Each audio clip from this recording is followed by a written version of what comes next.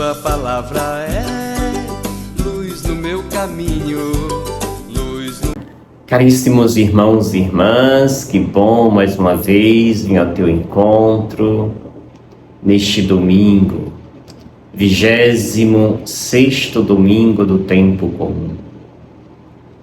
Comece o seu dia vibrando em ti o tripé do cristão: amor, perdão, alegria. Este tripé deve nos acompanhar a cada instante, a todo instante da nossa existência. Amor, perdão, alegria.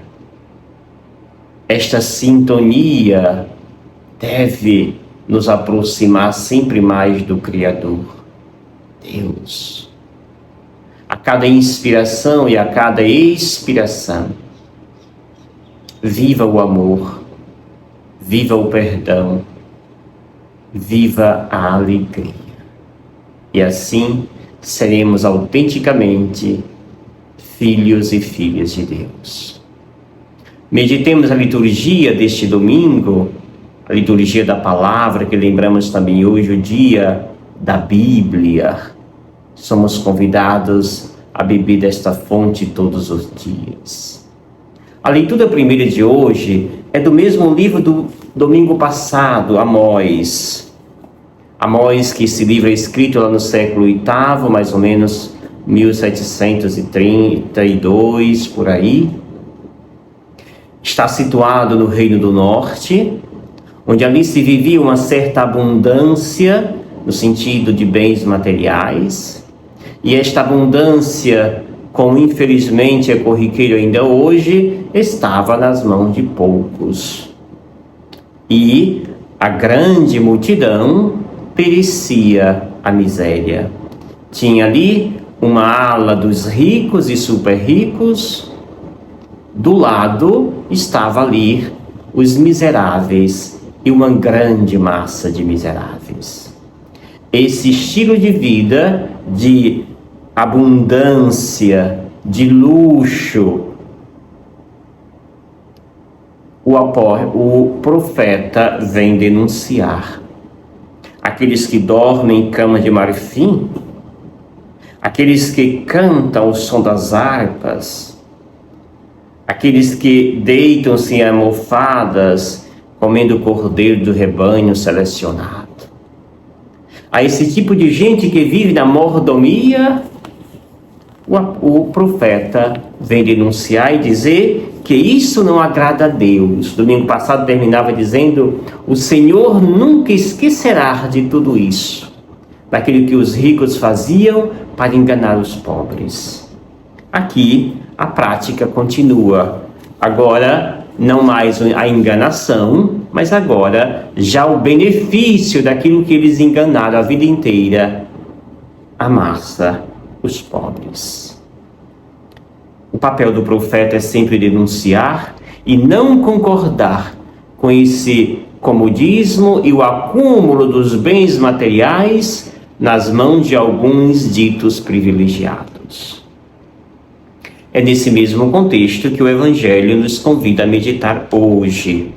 Lucas 16, versículo 19 ao 31, que vai dizer: naquele tempo, Jesus disse aos fariseus: havia um homem rico que se vestia com roupas finas e elegantes e fazia festas esplêndidas todos os dias.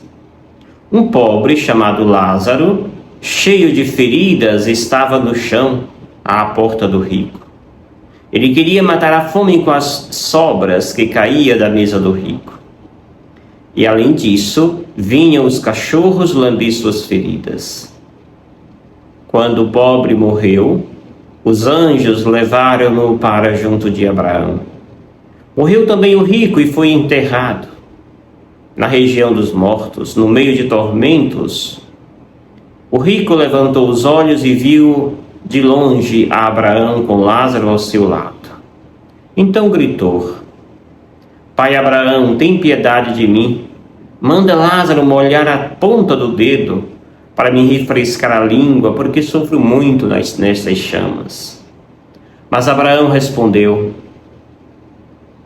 Filho, lembra-te que tu recebeste teus bens durante a vida, e Lázaro, por sua vez, os males.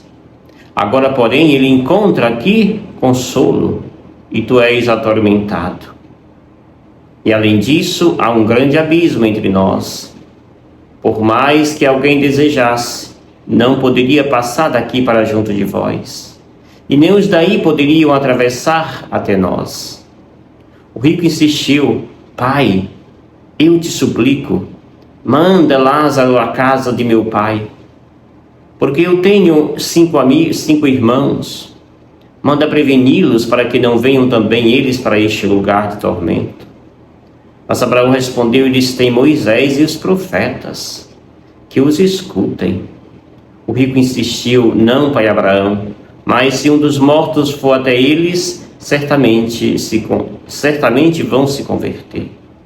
Mas Abraão lhe disse: Se não escutam a Moisés nem aos profetas, eles não acreditarão nem mesmo que alguém ressuscite dos mortos.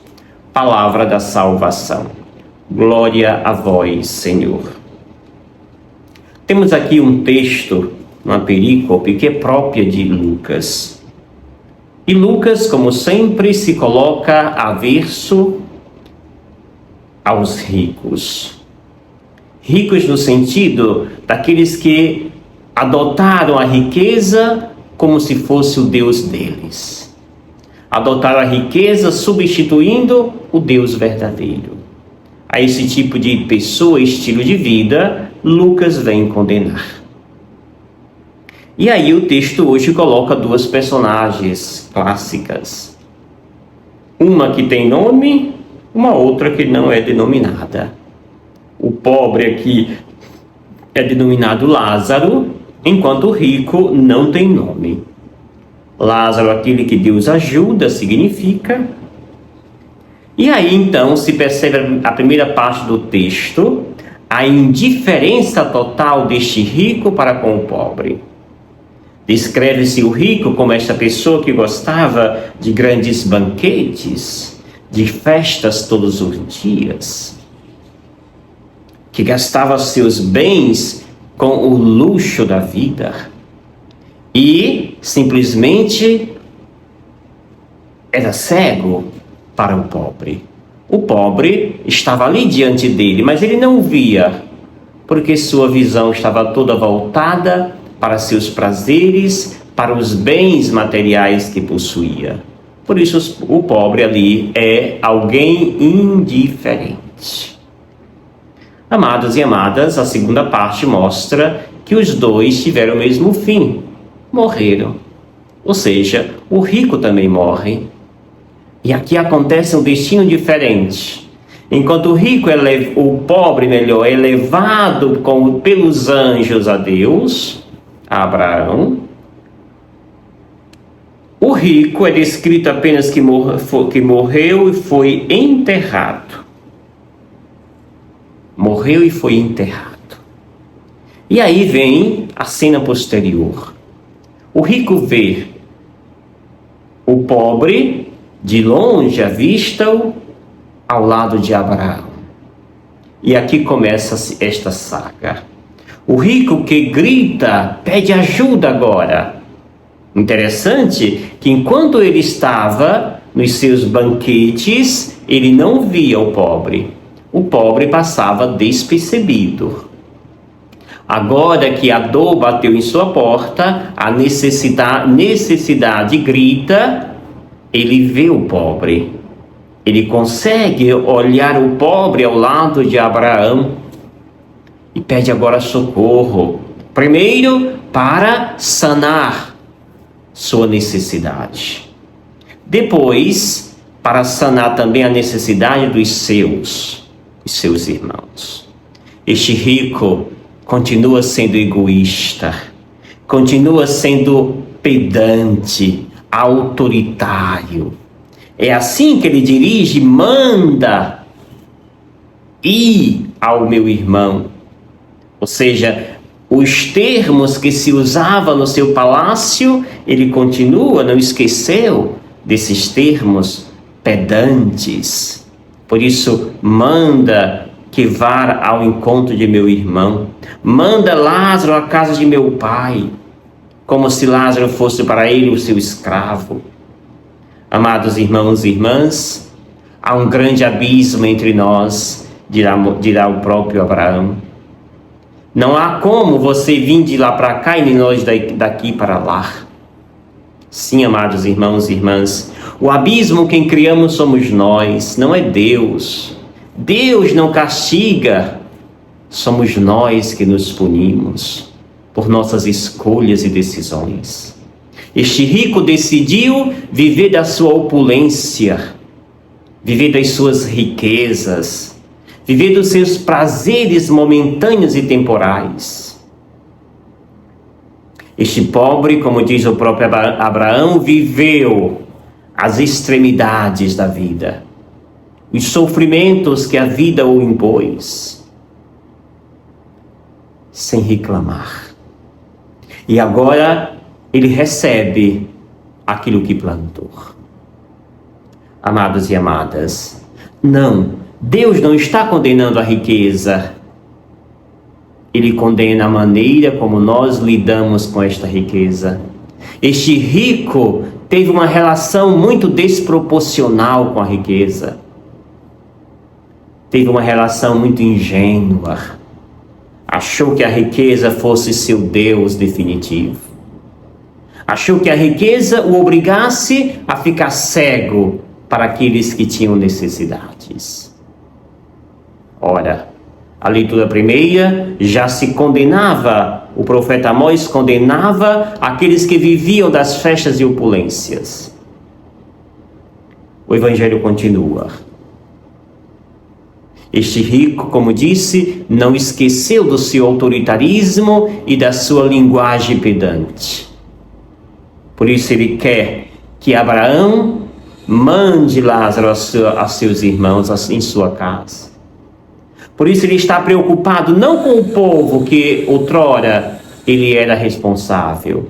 Está preocupado com a sua casa e apenas a sua casa, os meus irmãos. Não pensa na grande massa, pensa no bem-estar dos meus. E por isso mesmo há esta impossibilidade. Enquanto nós vivemos no nosso mundo pequeno e ingênuo, não tem como se beneficiar da graça deste mundo maior, que tem Deus como líder. Reflitamos e nos perguntemos, como estamos lidando com os bens materiais? Que lugar assume na minha vida esses bens materiais? São mais importantes do que Deus? Ou Deus tem um lugar de primazia em nossa vida? São Paulo, na carta a Timóteo, ele recomenda para que fujamos de tudo aquilo que nos leva a esse mundo deste rico, ou seja, que nos leva a esses excessos, e aprendamos a viver com intensidade e guardar o que nos ensinou o próprio Jesus Cristo. Deixemos, amados irmãos e irmãs, que o serviço, a doação prestada, doada, servida a Deus, seja, portanto, esse alimento que estamos ajuntando, acumulando, para que quando vir nos chamar Deus, lá tenhamos muito amor de reserva, amor que aqui amamos.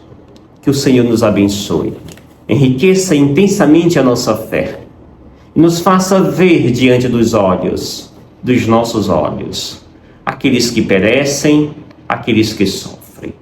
Que a riqueza, os bens materiais deste mundo não ofusque o nosso olhar, mas que o nosso olhar esteja assim sempre voltado para Deus e automaticamente para aqueles que Deus preza e ama.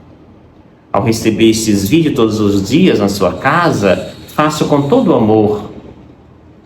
Divulgue, compartilhe com seus amigos nos seus grupos de WhatsApp. E vamos fazer crescer a palavra de Deus, fazer com que esta palavra chegue a mais pessoas. Não fique só com você, mas compartilhe. É assim que nos pede Deus, que a palavra de Deus seja disseminada, divulgada sobre os telhados. Portanto, compartilhe, deixe seu like, seu comentário, e vamos fazer assim uma grande corrente dos amantes da palavra de Deus. E eu te abençoo em nome do Pai, do Filho e do Espírito Santo. Amém. Gratidão. Obrigado, Senhor, porque és meu amigo, porque sempre comigo